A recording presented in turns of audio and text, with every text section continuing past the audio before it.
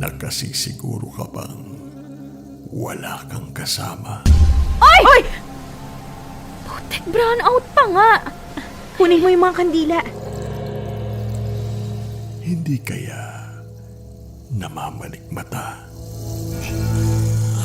Kiefer, huwag ka nga dyan sa may pinto. Halika rito. O sadyang may nakatingin na hindi mo nakikita? Ibig mo bang sabihin, nasa labas ka ngayon? Oo, gaga. Kanina pa ako umalis, di ba? Pati, nakita kasi kitang dumaan kanina eh. Halika at sabay-sabay nating hanapin at pakinggan. Katakot-takot na takot. Abangan sa Dear M.O.R.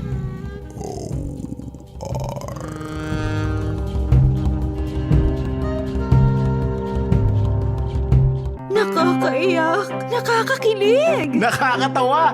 Nakaka-inlove! Dear MOR!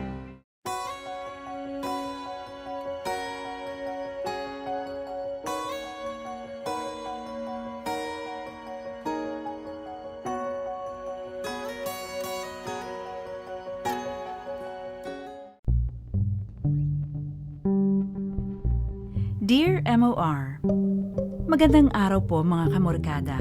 Ako nga po pala si Aya, 28 years old at isang multimedia specialist dito sa Maynila. Matagal na akong nakikinig ng inyong programa dahil sa best friend kong si Patty na fan ninyo. Simula college ay magkasama na kami ni Patty sa dorm. At pagkatapos nga naming makakuha ng maayos na mga trabaho, ay napagdesisyonan naming lumipat na sa isang condo unit. Sumulat ako ngayon para ibahagi ang nakakapanindig balahibo naming kwento.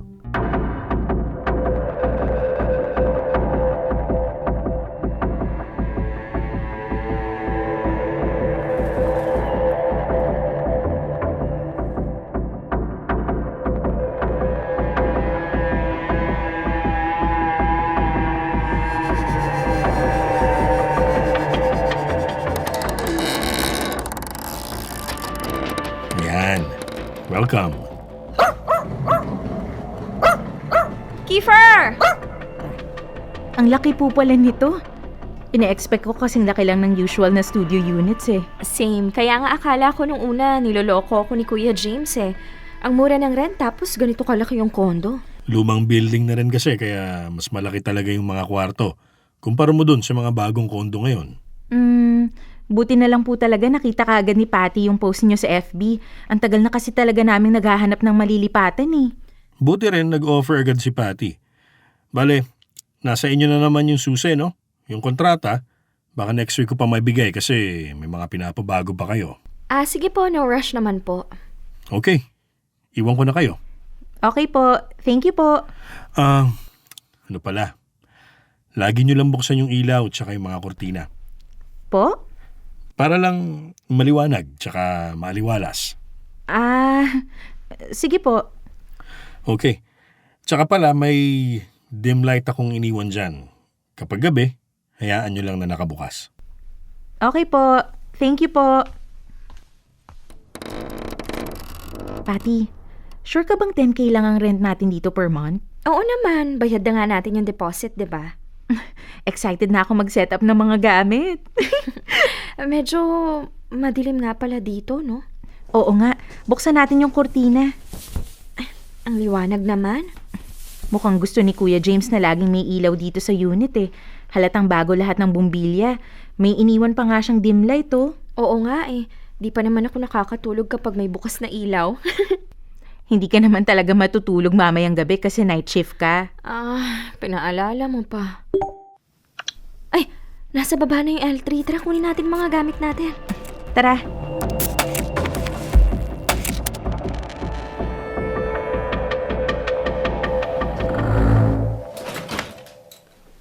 Ay, natapos din. Patty, ikaw na sa top bunk ha? Oo na, lagi naman. Maglinis ka nga muna bago ka humiga. Pawisang-pawisan ka no. Mauna ka nang maligo. Lagpas 10 PM na oh. Di ba may duty ka pa? Sige na nga.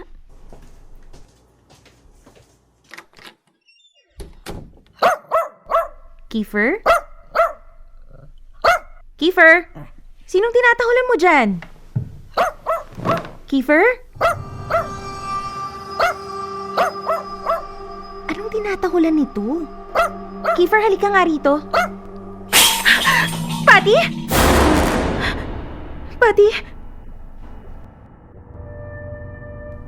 Sino po yan?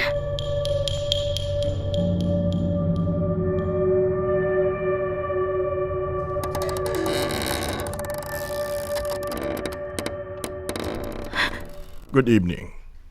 Good evening po. Bakit po? Aso niyo ba yung tahol ng tahol? Opo, sorry po ha. Oo, baka pwedeng patahimikin na lang. Anong oras na kasi medyo maingay. Rinig na rinig namin dyan sa kabilang unit. Sige po, sorry po ulit. Naninibago po kasi yata siya. Bagong lipat po kasi kami rito. O baka may nakikita. Na ano po? Wala, mga ipis, butiki, gano'n. Sige po, i-check ko na lang po. Sorry po ulit sa ingay ha. Okay. Oh, sino yun? Kapitbahay natin. Naingayan kay Kiefer eh. Tahol kasi ng tahol. Oh, bakit nasa sahig tong water bottle ko? Nahulog kanina. Nagulat nga ako eh. Kala ko kung ano na. Ha? Nahulog nasa gitna ng desk ko to ah. Hindi kaya may daga rito? Daga? Sabi naman ni Kuya James walang mga ganun dito ah. Ewan ko rin. Biglang nalaglag eh. Di bale na nga, hindi naman nasira eh. Maligo ka na para makatulog ka na rin. Work from home ka ba bukas? Sa office ako eh. Okay, edi maligo ka na nga kasi babiyahe ka pa pala bukas.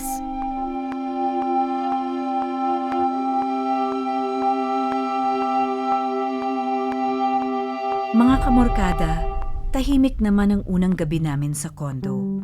Wala masyadong nangyari at wala naman kaming naramdaman na kahit ano. Pero sa mga sumunod na araw, ay napansin namin ni Patty ang mga kakaibang kilos ng mga kapitbahay at staff sa kondo sa tuwing binabanggit namin kung saan kami lumipat. Nung una ay isinantabi muna namin yung mga weird na sinasabi nila. Pero agad din naming naintindihan kung bakit tila ba takot at nabibigla sila kapag sinasabi naming sa Unit 501 kami nakatira.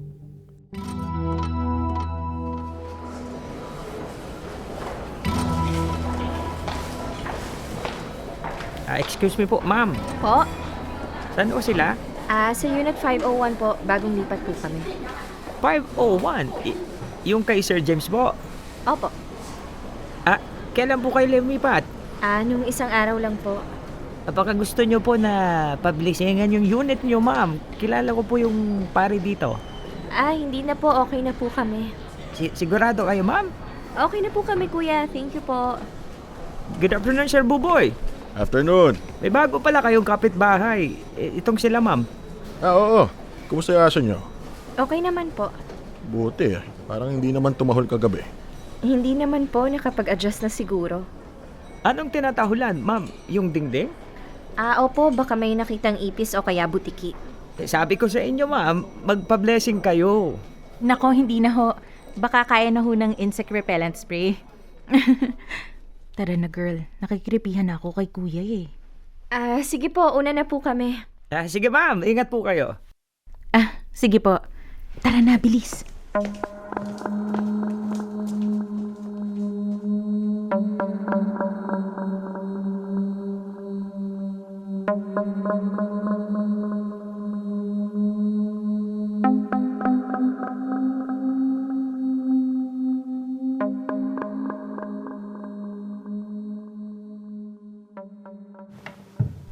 Hindi ka ba nawiwirduhan? Saan? Paano nalaman ni Kuya Buboy na may dim light tayo? Baka friends sila ni Kuya James. Basta, may something pa rin eh. Alam mo, pagod lang yan. Kasi ang creepy talaga ni Kuya Guard kanina. Parang may gusto siyang sabihin na hindi niya direktang masabi. Kaya nang? Ewan ko, hindi ko rin alam. Bahala na nga. Alam mo, iidlip na lang muna ako. Baka kulang lang ako sa tulog. Bakit ka nagtalukbong? Ang liwanag kasi eh. Wala akong eye mask. Oo naman yung aircon. Katabi mo na yung remote. Huh? handa ako iniwan ko sa desk mo kanina. Baka iba yung pinatong mo, kala mo lang remote. Hindi eh. Ang alam ko, iniwan ko talaga dyan sa desk mo. Alam mo, nag-overthink ka lang, umidlip ka na. Sige na nga, tinatakot ko lang yung sarili ko. Nagtalukbong na naman siya. Manood ka na nga lang dyan. Hindi ako nanonood, nagtatrabaho ako dun sa freelance ko. Okay, edi focus ka na lang dyan. Ay, ano ba kasing magandang ebook ngayon? Nawala na yung antok ko eh. Romance, horror, non-fiction, young adult. Oh! Akala ko ba magtatrabaho ka? Bakit hihiga ka rin? Patty? Tawag mo ako? Ha? Eh, hindi ikaw yung umakyat? Hindi, galing akong CR. Eh, sino yung umakyat? Paano umakyat? Narinig ko eh. Yung parang may umakyat dito sa hagdan. Nag-click pa nga yung bed saka umuga. Baka naman si Kiefer lang yun. Si Kiefer? Shih Tzu, mauuga tong double deck? At saka wala siya rito. Ayun siya, dun sa may pinto. Ha? Eh sino yung nagsascratch dun sa pinto sa CR? Patty! Huwag mo nga akong pinaprank. Matatakotin ako ha. Hindi kita pinaprank. May tinatahulan na naman si Kiefer.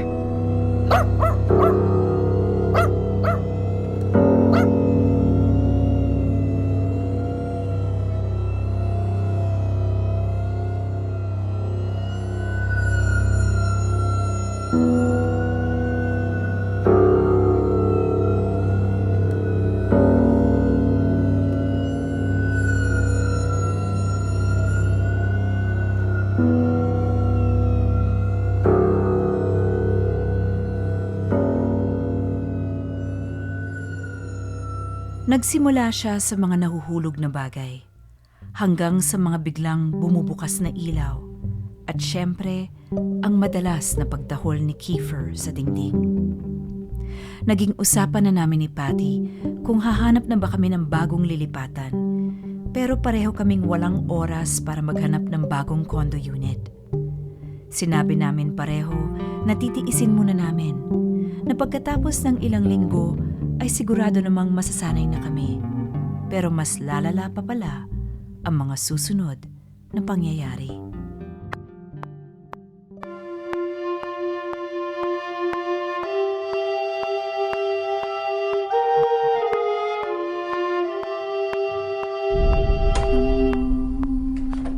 Patty, pakiusapan mo naman yung boss mo. Sabihin mo hindi ka makakapuntang office. Hindi pwede, Aya. Minsan nga lang kami papuntahin sa office eh. Magagalit sa akin yun. Eh, natatakot ako. Wala akong kasama rito oh. Sa coffee shop ka na lang mag-work. Eh, paano?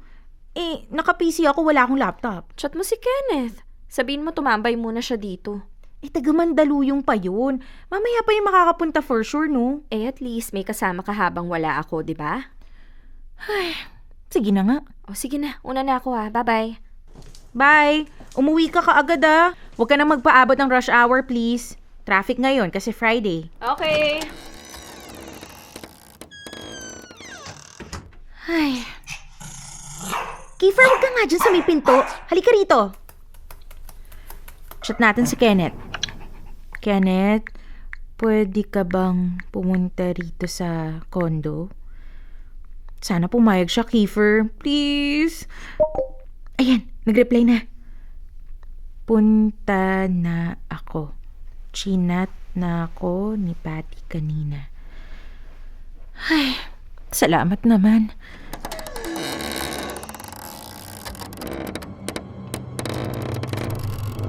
Patty, may nakalimutan ka ba? Bakit ang bilis mo namang bumalik? Ihing-ihi ba yun? Dire-diretso sa CR ah. Huh? Patty, ano to? Bakit ka tumatawag?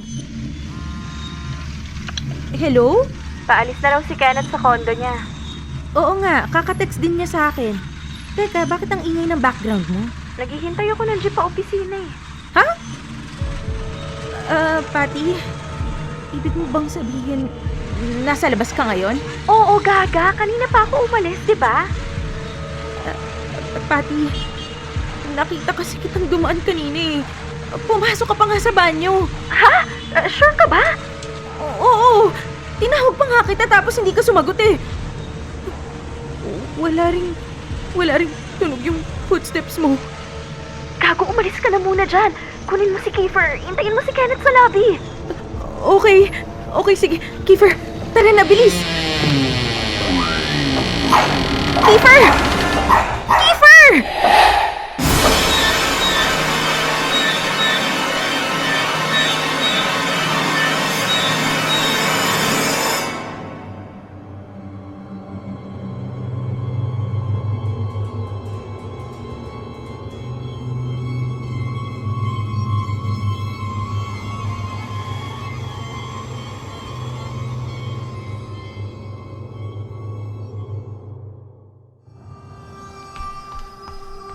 Ma'am, okay lang po ba kayo?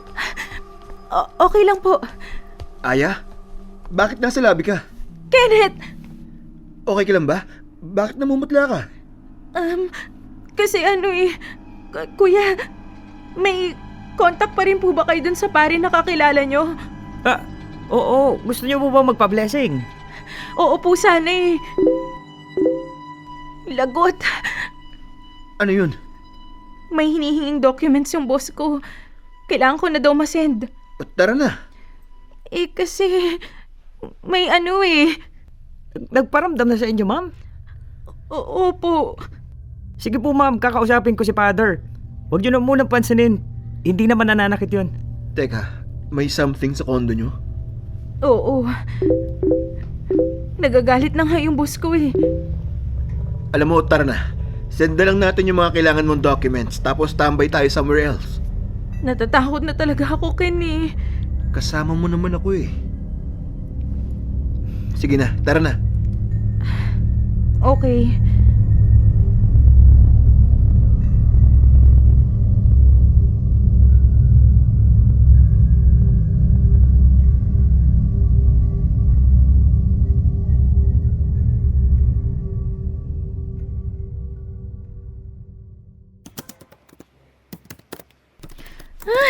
May pinapa-revise pa siya. Calm down. Nasend ko na kasi yung documents. Kaso ang dami pa niyang request. Kenneth? Calm down. Huwag mong pansinin. Patapos na ako rito. Ken, may kumakatok. Focus ka muna dyan. Sino yan? Eto, sending na. Ayan, okay na. Tara na.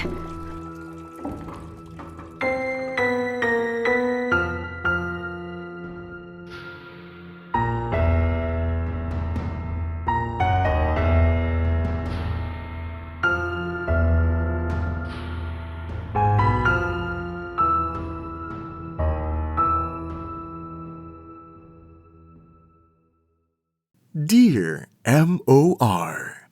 Ang mga kwento ng puso mo. Hashtag Dear M.O.R. Unit 501. Mga kamorkada, hindi naniniwala sa multo si Kenneth. Pero kahit siya ay kinilabutan sa mga nararamdaman niya sa kondo namin. Pagkatapos noon ay hinayaan niya muna kaming makitulog sa kondo niya. Nandun kami buong weekend, pero syempre lahat ng gamit namin para sa trabaho ay nasa kondo. Kaya kinailangan pa rin namin ni Patty na umuwi. Nagpa-schedule na rin kami para ipa-bless yung kondo at namili ng mga religious items. Tiwala kami na pagkatapos nun ay magiging payapa na ang buhay namin sa kondo.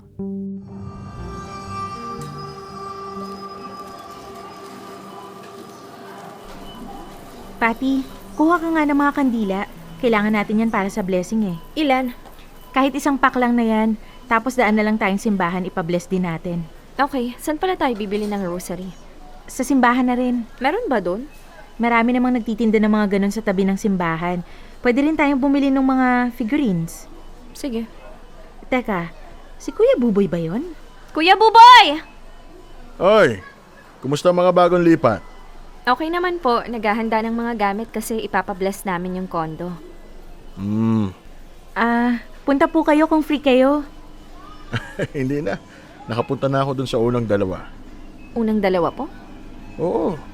Kayo na yung pangatlong beses na magpapablessing sa kondo na yan eh. Sana ngayon umepek na. Uy, joke lang. Eh naman oh. Alam nyo, sanayan lang yan. Huwag nyo nalang pansinin parati. Huwag nyong ipakitang takot kayo kasi minsan, nangtitrip lang yan. Medyo hindi po kasi nakakatawa yung trip niya eh.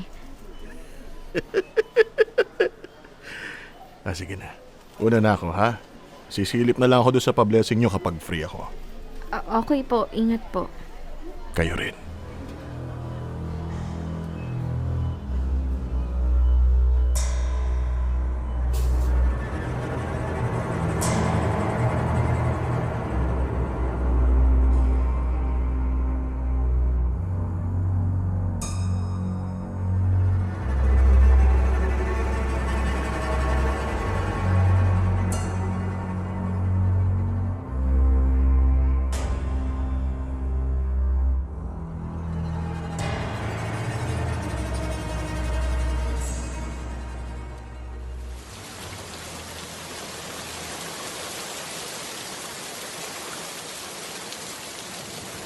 Malakas ng ulan na, may bagyo ba? May parating yata.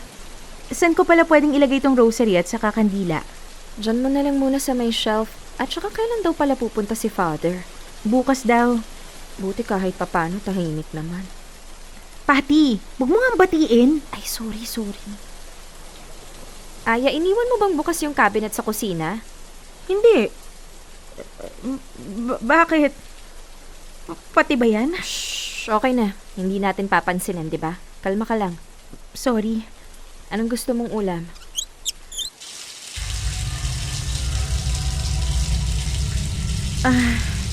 Kahit yung pork chop na lang. Okay. Hinga ka lang, Aya. Di ba may work ka? Asikasuhin mo na muna yon. Okay. Pati, Oh, binuhat mo ba tong monitor ko? ha? Hindi, bakit? May handprint sa monitor ko eh. Patingin nga. Baka naman sa'yo yan. Hindi mo lang na-realize na hawakan mo yung monitor mo. Pati, wala tayo ng 2 araw dito. Ngayon ko lang ginamit tong computer ko. Isukat mo nga yung kamay mo dun sa handprint. Mas maliit yung handprint. Wait, try ko rin.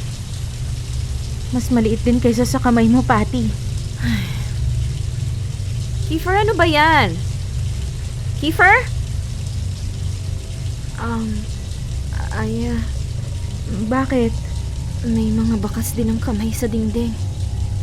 Oh my God. Pati, ang dami.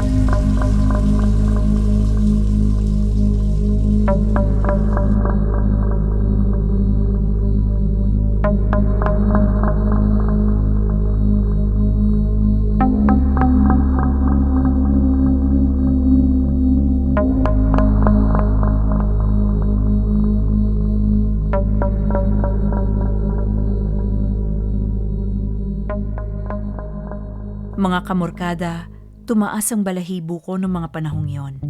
Halos maiyak ako sa takot dahil sa dami ng handprints sa dingding namin.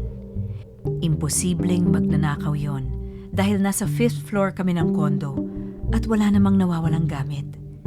May ilang bakas din ng kamay sa kisame. Takot na takot kami noong mga oras na yon. Balak na sana naming makiusap kay Kenneth na doon muna uli kami makikitulog. Pero wala siya sa kondo niya. Akala ko, ayun na ang magiging pinakamalalang experience namin ni Patty. Pero mali pala ako.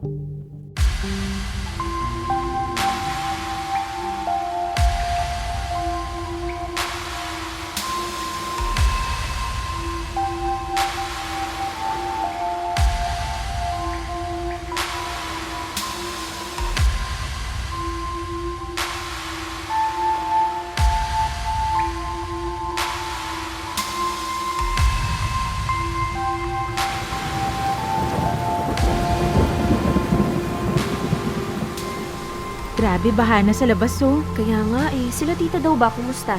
Okay naman daw. Hindi naman daw ganun kalakas yung ulan sa amin. Chinarge mo ba yung flashlight? Oo. Buti na rin talaga nakapag-grocery na tayo, no?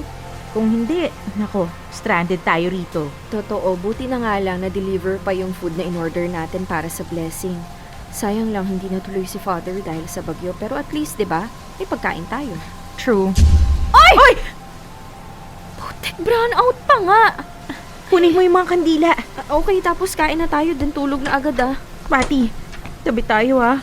Huwag ka dun sa taas matulog. Oo, sige. Kain na tayo. Ang bigat ng pakiramdam, Pati. Huwag mo nang pansinin, Aya. Sorry, hindi ko mapigilan eh. Signal ano ba tayo? Bahang-baha na oh. Signal number 3 yata tayo kaya ganyan eh. Nag-chat si Kenneth. Nangangamusta kung okay daw tayo. Kung hindi raw babaha rito. Lubog na nga yung mga sasakyan eh. Kaya mo bang picturean? Send mo sa kanya. Ay, putek!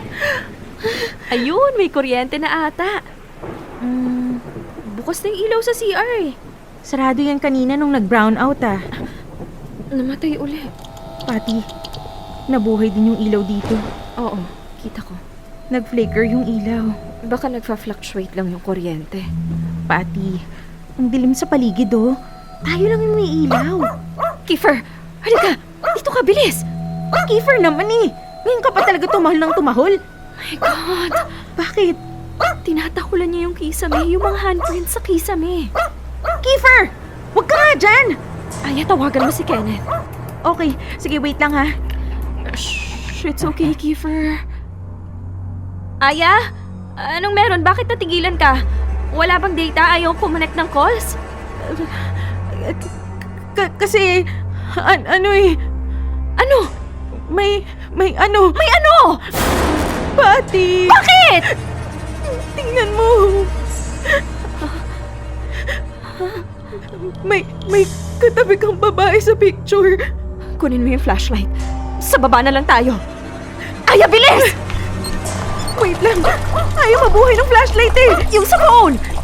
Nagpa-flicker din. Aya! Pati, namatay na rin yung mga kandila. Hayaan mo na yan, tara na! Wala akong makita. Yung dim light sa gilid mo, may charge yan! Ayun, Tara na!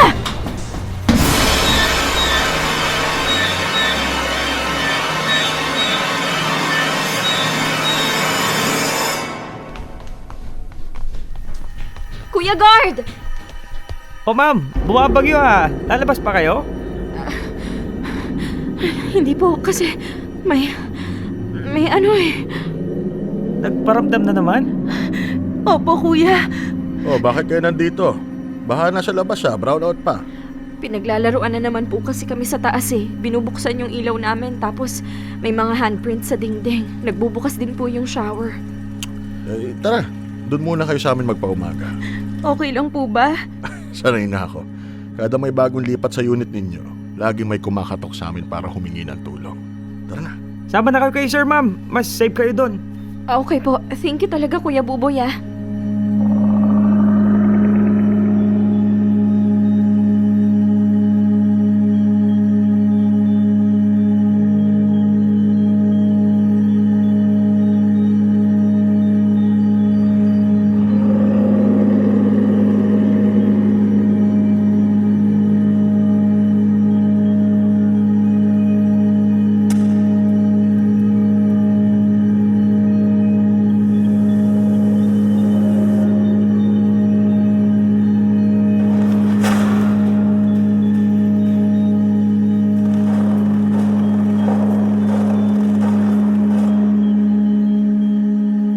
Pagkatapos ng gabing yon, ay alam kong hindi na namin kakayanin ang manatili pa ng mas matagal.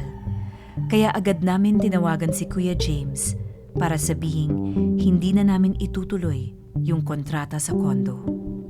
Naintindihan naman niya at sinabi niya ang buong kwento tungkol sa Unit 501.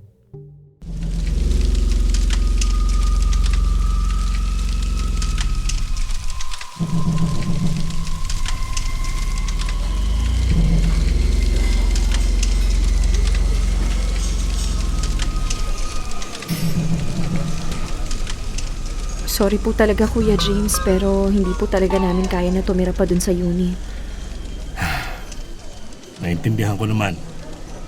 Re-refund ko na lang din yung binayad nyo. Thank you po, Kuya James. Kahit ibawas niyo na lang po yung rent namin for 1 week. Kahit hindi na, okay na yon. Pasensya na kayo. Hindi ko kagad sinabi na may ganun sa kondo. Sana nga po nalaman namin agad para nakapagpa-blessing muna kami bago lumipat. Ilang beses na ako nagpapa-blessing dyan, pero wala rin. Alam niyo po ba kung anong nangyari, kung bakit may ibang tumitira sa unit na yon? Unang tenant ko yun. Tagal na, bago pa yung kondo. Mag-asawa sila. Buntis yung babae nung una sila lumipat. Kaso, nakunan. Nawala yung bata. Masyadong dinibdib nung mag-asawa yung nangyari. Na-depress yung babae. Nangaliwa yung lalaki. Isang araw, nadatnan na lang niya may ibang kasiping yung asawa niya. Sa kondo pa nila nagtsuktsakan. Ayun, pinalayas niya yung lalaki. And then, she took her own life. Pagkatapos nun, tuwing may bagong tenant, lalo na kapag mga babae nagpaparamdam siya. Siguro, iniisip niya na yun yung bagong pamilya ng asawa niya. Mas safe po talaga siguro kung lilipat na kami ng kondo. Kailan kayo maghahakot ng mga gamit nyo? Mamaya din po, iuuwi muna namin sa Rizal yung mga gamit habang naghahanap kami ng bagong lilipatan. Sige, mag-iingat kayo. Opo.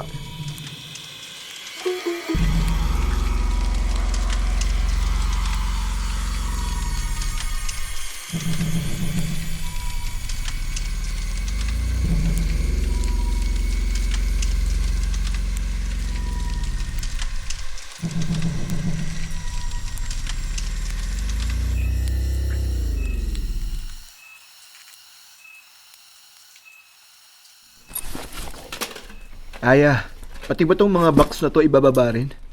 Oo, medyo mabigat yan ha. Aya, yung PC mo ba nasa baba na? Oo, O itong dim light ba kasama?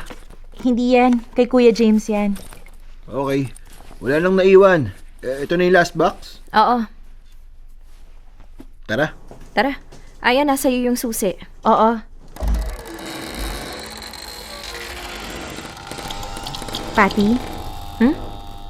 Umiilaw yung dim light.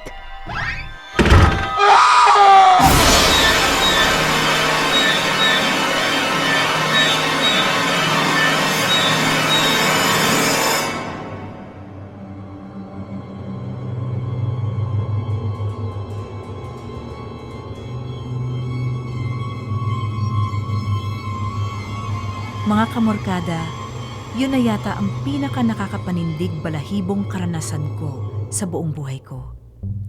Pagkatapos noon ay never na uli kaming naghanap ng kondo sa mga lumang buildings. Nakahanap naman kami agad ng bagong lilipatan sa May Makati at naging tahimik na rin ang buhay naming magkaibigan. Dito ko na rin po tatapusin ang aking kwento. Salamat po sa pakikinig at pasensya na kung natakot ko man kayo. Lubos na gumagalang, Aya. Dear M.O.R. Ang mga kwento ng puso mo. Dear M.O.R. Unit 501.